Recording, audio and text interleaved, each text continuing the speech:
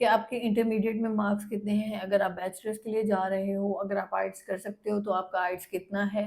Plus जो main एक चीज़ आती है वो आता है स्टडी गैप। अब स्टडी गैप को एक जो बहुत ज़्यादा कन्फ्यूजन चलती है स्टूडेंट्स की, वो मैं आपको बता देती हूँ। एक चीज़ क्या होती है कि स्टडी गैप होता है कि जब आपने जो भी अपनी लेटेस्ट डिग्री कंप्लीट की, चाहे वो आपका इंटरमीडिएट है, चाहे वो आपकी 4 ईयर्स का बैचलर।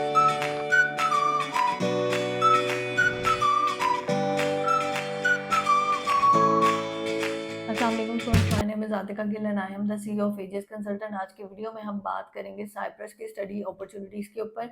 सबसे पहले हम बात करते हैं कि साइप्रस को स्टूडेंट्स को क्यों चूज़ करना चाहिए।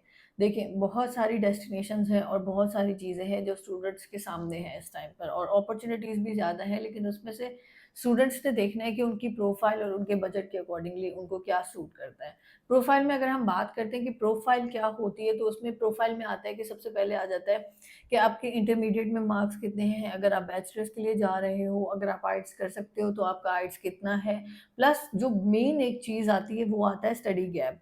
अब स्टडी गैप को एक जो बहुत ज़्यादा कन्फ्यूजन चलती है स्टूडेंट्स की, वो मैं आपको बता देती हूँ। एक चीज़ क्या होती है कि स्टडी गैप होता है कि जब आपने जो भी अपनी लेटेस्ट डिग्री कंप्लीट की, चाहे वो आपका इंटरमीडिएट है, चाहे वो आपकी 4 इयर्स का बैचलर्स है, चाहे वो आपकी 2 इयर्स का बैचलर्स है, उसके बाद आपने अपनी स्टडी को कितना डिसकंटिन्यू रखा, तो वो आपका रहता है स्टडी गैप।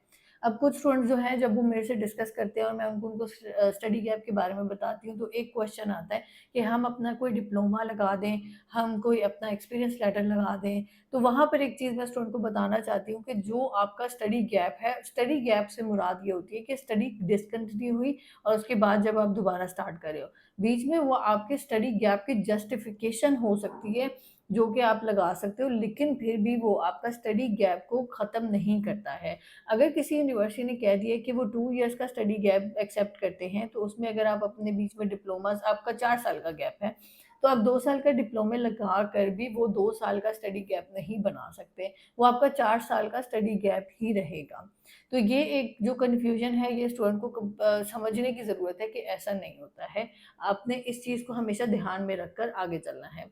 अब हम बात करते हैं कि साइप्रस स्टूडेंट्स को क्यों चूज़ करना चाहिए। देखें, जिन स्टूडेंट्स की परसेंटेज लो होती है, या जिन स्टूडेंट का स्टडी गैप ज़्यादा है और जो आर्ट्स ज़्यादा बैंड्स नहीं ले सकते और जो बजट के साथ चलना चाहते हैं, वो साइप्रस में जा सकते हैं। किस तरीके से, अगर कोई स्टूडेंट है जिसका मैट्रिक किया हुआ है, जिसने मैट्रिक किया हुआ है, और ये बहुत कम कंट्रीज़ में आपको मैट्रिक के साथ कोई अपॉर्च्युनिटी मिलती है, और आपकी एज 18 से लेकर 21 के अंदर-अंदर है, और आपके मैट्रिक में 60% मार्क्स हैं, तो आप विदाउट आइट्स भी साइप्रस में जा सकते हैं।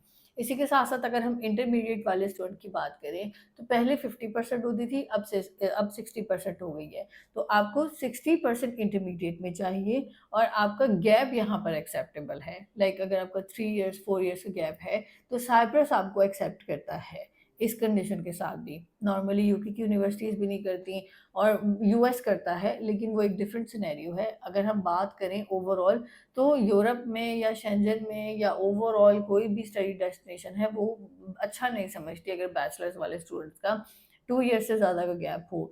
तो यहाँ पर आपको 4 ईयर्स तक का गैप, 5 ईयर्स तक का गैप भी एक्सेप्टेबल होता है, लेकिन मैं कहती हूँ कि 3 ईयर्स, 4 ईयर्स तक का भी ठीक है। इससे ज़्यादा वाले स्टूडेंट्स होते हैं, वो फिर कोशिश करें कि वो कुछ और कर लें, लेकिन ये है कि ये वाला सिनेरियो उनके लिए बेहतर नहीं रहता। लेकिन साइप्रस आपका लॉन्ग स्टडी गैप एक्सेप्ट करता है।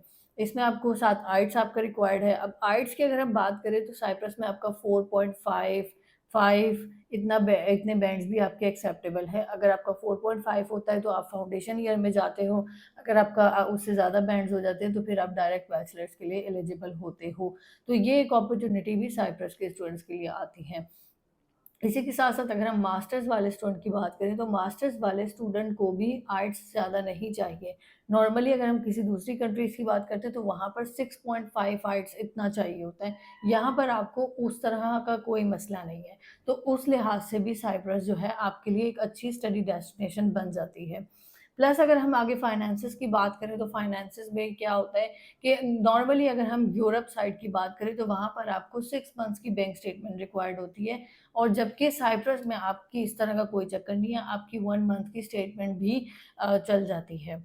आपको 6 मंथ्स ओल्ड अकाउंट नहीं चाहिए होता और इस तरह का कोई चक्कर नहीं होता। और अगर हम बैंक स्टेटमेंट की बात करें तो वो 8000 यूरोज़ तक आपको चाहिए होती है, जो कि बहुत ज़्यादा अफोर्डेबल है।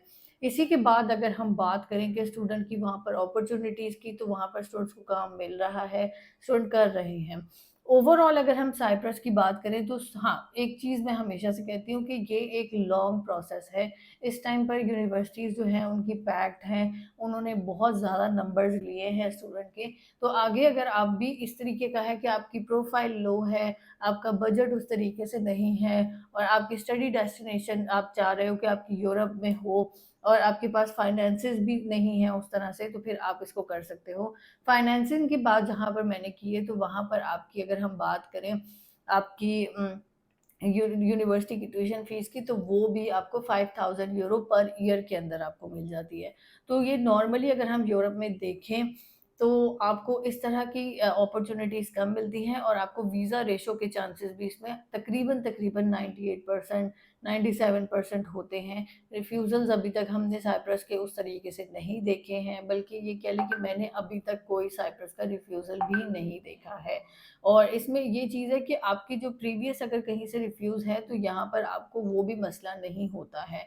अगर आपका यूके से रिफ्यूज़ है, आपका ऑस्ट्रेलिया से रिफ्यूज़ है, तो भी आप साइप्रस को फर्दर परस्यू कर सकते हो।